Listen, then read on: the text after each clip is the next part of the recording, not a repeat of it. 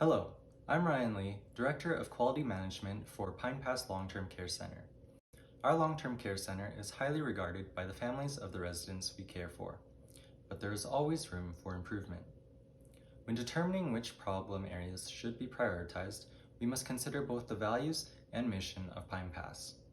As you know, our values are compassion, accessibility, respect, and excellence, otherwise known as CARE. Our mission is to enrich the lives of our residents by providing person-centered care and continuous improvement of the quality of that care. With this in mind, my team and I recommend that we at Pine Pass address falling. Residents falling and injuring themselves is a prevailing problem that could be avoided. If we fail to meet our residents' needs and continue with the status quo, many people will needlessly get injured, which may lead to death. Now let me show you how we arrived at this decision. From 2015 to 2020, we have been reporting on 25 measures. To narrow this down, we began with multi-voting, a method in which each team member ranks the measures to identify which had the overall highest ranking. As a result, we arrived at 4 measures: falls, inappropriate use of antipsychotics, pressure ulcers, and placement within 30 days. This allowed us to construct a prioritization matrix to systematically identify the single best measure to address. We devised 4 criteria: impact to resident, impact to healthcare system, effect size, and room for improvement, to determine which measure would meet our goals overall. Impact to resident and impact to healthcare system refer to the direct benefit to the patient and the healthcare system, whereas effect size and room for improvement refer to the logistics regarding how many will be improved by a change and if improvement is attainable. With that said, our prioritization matrix led to the determination that falls should be our target measure right now.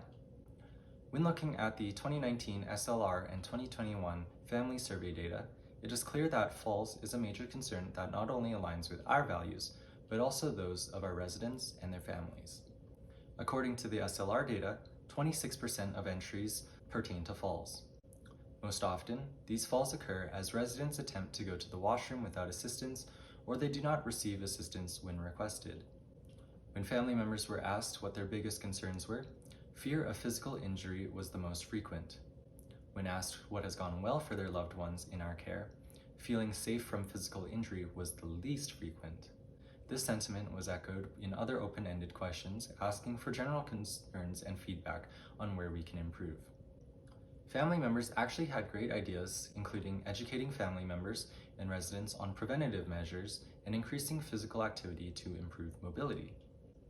So, not only do I recommend addressing falls, but also the residents and their families, making this choice very much person-centered.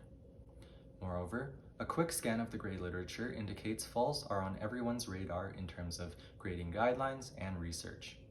With seniors' falls costing the healthcare system $2 billion, it is evident that much is to be gained from improving upon the incidence or severity of falls for all stakeholders involved.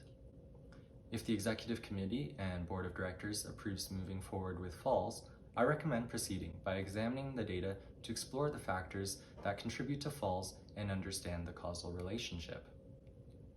By mitigating the risk of falls to avoid harmful outcomes, the quality of life for our residents and safety of our residents will be improved, giving their families peace of mind that Pine Pass will care for their loved ones when they cannot.